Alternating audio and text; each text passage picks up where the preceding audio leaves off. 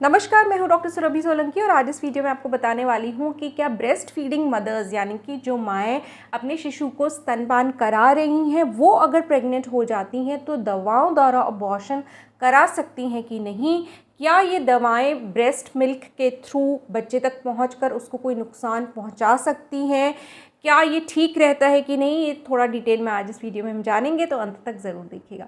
कई बार ऐसा होता है कि हमारा एक बेबी होता है प्यारा सा, हम उसको उसमें ही इतने बिज़ी होते हैं, कुछ महीने का ही बेबी होता है और फिर एकदम से एक न्यूज़ आती है, पता चलता है कि हमने टेस्ट किया और वो पॉजिटिव आ गया और एक और बेबी आपके यूट्रस में आ गया। बड़ी प्रॉब्लम वाली सिचुएशन हो जाती है क्योंकि पहला बच्चा इतना छोटा होता है उस वक्त तक और एक्सीडेंटली दूसरी प्रेगनेंसी हो जाती है। तो इसमें ये गलती कहाँ पर होती है? सबसे पहले तो मैं आपको ये बता दूं कि क्यों ऐसा होता है कि अभी आप ब्रेस्ट फीड करा रहे हैं एक छोटे से कुछ महीने के बेबी को और फिर से आप प्रेग्नेंट हो जाते हैं।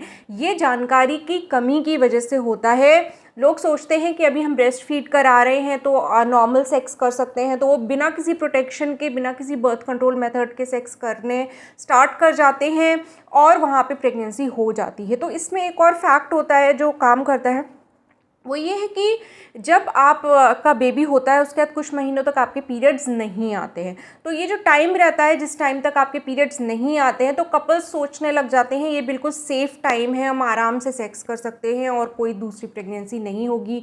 और ऐसा भी कहा जाता है कि जब तक ब्रेस्ट फीडिंग आप करा रहे हैं एक बेबी को तब तक आपकी दूसरी प्रेगनेंसी नहीं होगी। लेकिन मैं आज आपको बता देना चाहती हूँ, और प्लीज़ आपके जो भी न्यू मदर्स हैं आपके सर्कल में, आपके जानने वालों में, उनको ये वीडियो आप ज़रूर शेयर कीजिए, नहीं तो वो प्रॉब्लम में फंसते हैं। एक्चुअली ऐसा नहीं होता है कि ब्रेस्ट फीड आप जब तक करा रहे हैं तब तक प्रेगनेंसी नहीं होगी। प्रेगनेंसी बिल्कुल हो सकती है और अभी तक चाहे डिलीवरी के बाद आपका पीरियड नहीं भी आया है तो भी उससे पहले ओव्यूलेशन हो सकता है और प्रेगनेंसी हो सकती है। और ऐसा एक आध के साथ नहीं, कई महिलाओं के साथ हो चुकी है ये प्रॉब्लम कि पहला बच्चा तो अभी छोटा सा ही है और दूसरी प्रेगनेंसी हो जाती है। तो ये आप गलती बिल्कुल मत कीजिए। अगर क्या किसी को भी नहीं चाहिए होता है, एक छोटा बच्चा ऑलरेडी है तो दूसरे बच्चे के लिए कोई कपल तैयार नहीं होता है। तो इसलिए आप ये गलती मत कीजिएगा कि आपकी डिलीवरी हो गई बच्चे की और उसके बाद जब आपने रिज्यूम किया सेक्स तो बिना प्रोटेक्शन के करने की गलती मत कीजिएगा। हमेशा कॉन्डम यूज़ कीजिए अगर आपको दूसरी एक्सीडेंटल प्रेगनेंसी नहीं चाहिए। तो ये बहुत ज़रूरी चीज़ है, इसका ख्याल रखिएगा। और दूसरी चीज़ मैं आपको बता दूं, फिर अगर ऐसा हो जाता है, प्रेगनेंसी हो गई, मान लीजिए आपका बेबी तो छोटा है, अब जो प्रेगनेंसी होती है अगर वो अभी जो आपके लास्ट पीरियड की डेट होती है उससे जनरली हम काउंट करते हैं कि दवा के द्वारा अबॉर्शन हो सकता है कि नहीं हो सकता है। तो लेकिन इस कंडीशन में तो वो भी पॉसिबल नहीं होता है क्योंकि बिल्कुल आपके पीरियड्स तो आ ही नहीं रहे, तो आप कैलकुलेट कहाँ से करेंगे कि कितने दिन की प्रेगनेंसी है और क्या है और उसमें दवा ले सकते हैं कि नहीं ले सकते। तो ये सब चीज़ें अल्ट्रासाउंड से क्लियर हो जाएंगी कि कितने वीक्स की प्रेगनेंसी है। उसके बाद अब सवाल ये उठता है कि क्या ब्रेस्ट फीडिंग मदर्स दवा के द्वारा अबॉर्शन करा सकती हैं? दवा यानी कि मीफेप्रिस्टोन और मीज़ोप्रोस्ट की जो गोलियां आती हैं जिनके द्वारा अबॉर्शन होता है, वो यूज़ कर सकते हैं कि नहीं?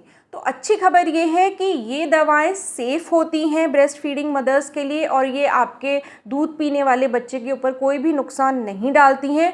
तो अगर टाइम से आपकी प्रेगनेंसी डायग्नोज हो जाती है, यानी कि अगर आपके पीरियड स्टार्ट हो गए हैं, तो उस कंडीशन में मैं बता देती हूँ कि जो आपका लास्ट मेंस्ट्रुअल पीरियड की फर्स्ट डेट थी, यानी कि जिस दिन आपकी ब्लीडिंग स्टार्ट हुई थी, वहाँ से काउंट करेंगे।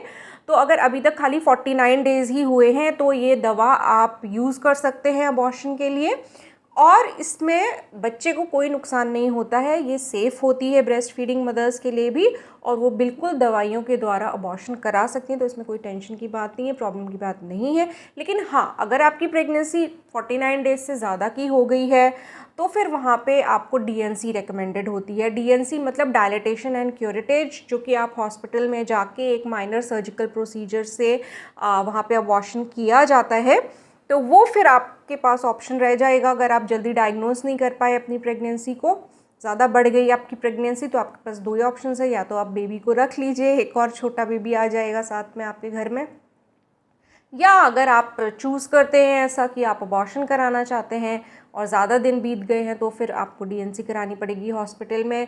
बहुत लंबा प्रोसीजर नहीं होता है, एक्चुअल प्रोसेस में तो खाली हार्डली 15 मिनट लगते हैं, लेकिन वो आपको सेम डे उसी दिन घर भेज देते हैं, तो कोई आपको हॉस्पिटलाइज नहीं होना पड़ता है रात भर के लिए वहाँ पे। तो इस तरीके से इस चीज़ का ध्यान रखिएगा कि अगर आप बच्चे को दूध पिला रही हैं और आपकी डिलीवरी भी हुई है, तब भी आपको प्रिकॉशन लेना पड़ेगा, आपको कॉन्डम्स यूज़ करने चाहिए अगर आपको दूसरा बेबी तुरंत नहीं चाहिए तो इस चीज़ का ज़रूर ध्यान रखिएगा। तो आज इस वीडियो में हमने जाना कि जो मदर्स ब्रेस्ट फीड कर रही हैं वो भी प्रेग्नेंट हो सकती हैं, तो उन्हें इस चीज़ का ख्याल रखने की बिल्कुल ज़रूरत है कि वो जब भी सेक्स करें तो कॉन्डम्स यूज़ करके करें। इवन अगर पीरियड नहीं आए हैं तब भी प्रेगनेंसी हो सकती है पीरियड आने से पहले, या पीरियड आ गए हों अभी आप ब्रेस्ट फीड करा रही हैं तब भी प्रेगनेंसी हो सकती है। तो इस चीज़ का ध्यान रखिए।